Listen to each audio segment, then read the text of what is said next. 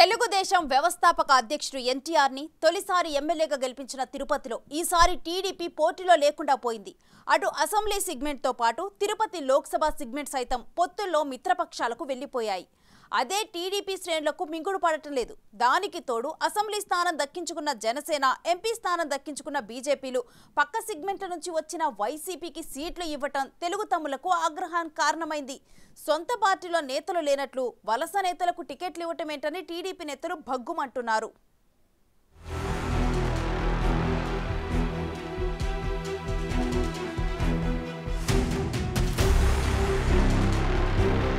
Tirupati assembly సీటుని పొత్తులో భాగంగా TDP అధినేత చంద్రబాబు నాయుడు జనసేనకు కేటాయించారు. మదనపల్లి, చిత్తూరు స్థానాల్ని జనసేన కోరినప్పటికీ కీలకమైన తిరుపతి స్థానాన్ని టీడీపీ త్యాగం చేసింది. ఆ క్రమంలో మెగాస్టార్ చిరంజీవిని గెలిపించిన స్థానం కావడంతో పవన్ కళ్యాణ్ ఇక్కడి నుంచి పోటీ చేస్తారని అందరూ భావించారు.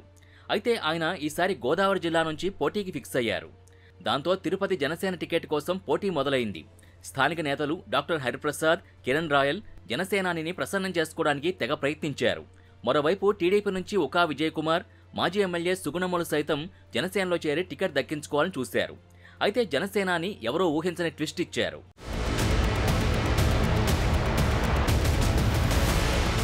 చిత్తూరు వైసీపీ ఎమ్మెల్యేగా ఉన్న ఆర్ఎన్ శ్రీనివాసులు ఈసారి టికెట్ దక్కకపోవడంతో వైసీపీకి రాజీనామా చేసి జనసేన పంచుకు చేరారు. ఆయనకు జనసేన అధ్యక్షుడు తిరుపతి టికెట్ కేటాయించారు.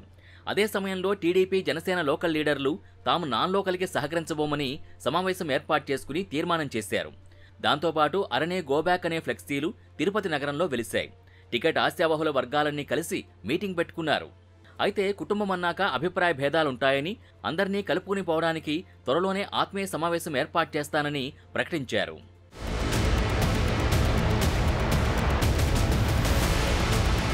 సరే, తిరుపతి అసెంబ్లీ సెగ్మెంట్ వ్యవహారం అలా ఉంటే బీజేపీ కేటాయించిన తిరుపతి లోక్సభ సెగ్మెంట్కు సంబంధించి రచ్చ మొదలైంది. ఇప్పుడు గూడూరు వైసీపీ ఎమ్మెల్యే వెలగపల్లి వరప్రసాదరావు బీజేపీలో చేరిన గంటల వ్యవధిలోనే తిరుపతి ఎంపీ టికెట్ దక్కించుకున్నారు. ఆయన తమిళనాడు క్యాడర్కు చెందిన విశ్రాంత ఐఏఎస్ అధికారి. 2009లో ప్రజారాజ్యం తరపున తిరుపతి లోక్సభ స్థానానికి పోటీ చేసి ఓడిపోయారు. తర్వాత వైసీపీలో చేరి 2014లో తిరుపతి నుంచి ఎంపీగా గెలిచారు. 2019లో వరప్రసాద్ని తిరుపతి నుంచి తప్పించి గూడూరు అసెంబ్లీ స్థానానికి పంపింది వైసీపీ.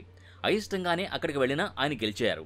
అయితే ఈ ఎన్నికల్లో తనకు టికెట్ ఇచ్చే అవకాశాలు లేవని తెలిసిపోవడంతో జనసేన అధినేత పవన్ కళ్యాణ్ని కలిశారు. చివరికి అనూహ్యంగా బీజేపీలో చేరి టికెట్ దక్కించుకున్నారు ఆ 70 ఏళ్ల మాజీ ఐఏఎస్.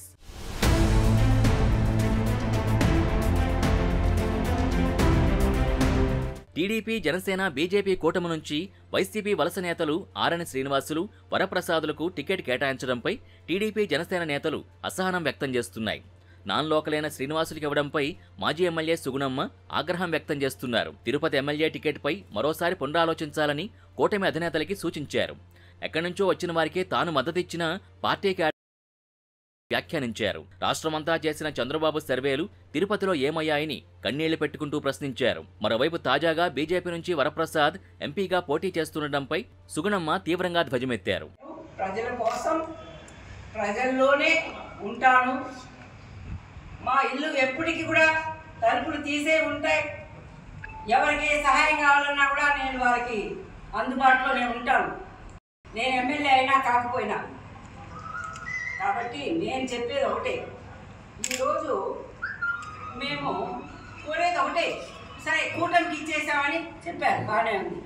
మనం అందరం కూడా మరి మన ఒకే ఒక అభిప్రాయం, మన రాష్ట్రానికి ప్రజాస్వామ్యాన్ని పరిరక్షించబడాలి, అదేవిధంగా రాష్ట్రంలో సుపరిపాలన రావాలని మనం అందరం కూడా ఒక మంచి నిర్ణయం తీసుకున్నాం. ఆ నిర్ణయానికి ఎవరైనా కూడా తలొగ్గి మనం పనిచేసే ధ్యేయాన్ని మనము నిర్వర్తించుకోవాల్సిన అవసరం ఉంటుంది. కాబట్టి అలాగే జనసేన కేటాయిస్తే కూడా మన తిరుపతి నగర తెలుగుదేశం క్యాడర్ అంతా కూడా అలాగే ఉంది. మొత్తానికి సొంత పార్టీల్లో నేతలు లేనట్టు అటు జనసేన, ఇటు బీజేపీలు వైసీపీ నేతల్ని అరువు తెచ్చుకుని టికెట్ ఇవ్వడంపై జనసేన శ్రేణులు తీవ్ర అసంతృప్తితో కనిపిస్తున్నాయి. మరి ఈ పరిస్థితిని మిత్రపక్షాల బాసులు ఎలా సెటరేట్ చేస్తారో చూడాలి.